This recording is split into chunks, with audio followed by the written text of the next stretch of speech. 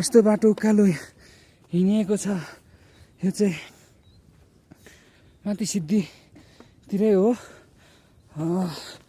ताप्लेजुङको सिद्धि हो। हामी हिमाली लसुन खन्नु गएको हो। यस्तो उकालो हिँड्नुपर्छ, यस्तो हिमाल पहाड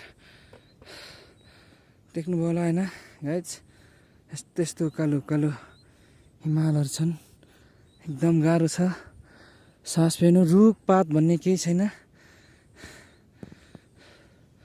हाम्रो मामा माथि जाँदै हुन्छ, म पनि जाँदैछु पछ्याएर। मासतिर गएर गहिरोमा कहाँ छ अरे लसुन, हामी खन्नु गइरहेछौँ है त गाइज।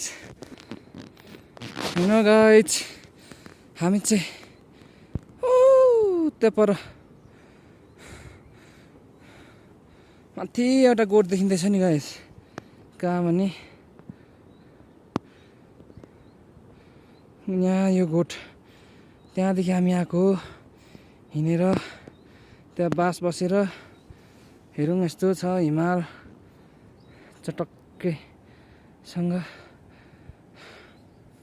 अझै योभन्दा उच्चामा म जाँदैछु, तपाईँहरूलाई राम्रोसँग देखाउँछु दृश्य हेर्नु।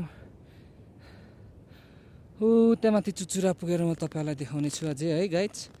हेर्नु होला, यो उकालो हिँड्नुपर्ने छ, यस्तो उकालो। टुप्पोमा पुगेर म तपाईँलाई फेरि देखाउने छु। पारिवारी चारैतिर देखिन्छ होला नि अब माथिबाट, टुप्पोबाट चाहिँ सायद। हेर्नु गाइज, यस्तो पुरै ठाडो यस्तो उकालो हिँड्नु परिरहेछ, गाह्रो छ एकदम। कोदाली पन्जा कुटे बोकेर लसुन खन्नु गएको हामी होइन गाइज। यो चाहिँ हिमाली लसुन हो।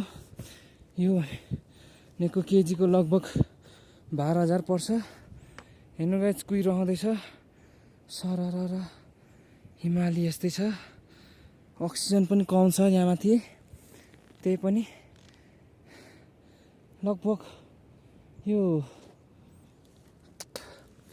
4,4500 लगभग किलोमिटर अग्लो होला। हेलो गाइज, आइपुगे टपमा है।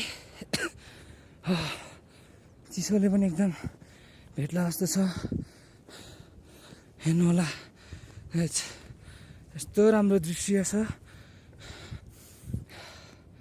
तर गाह्रो छ हिँड्नलाई एकदम। चारैतिर भ्याउने भएछ माथि टपबाट चाहिँ।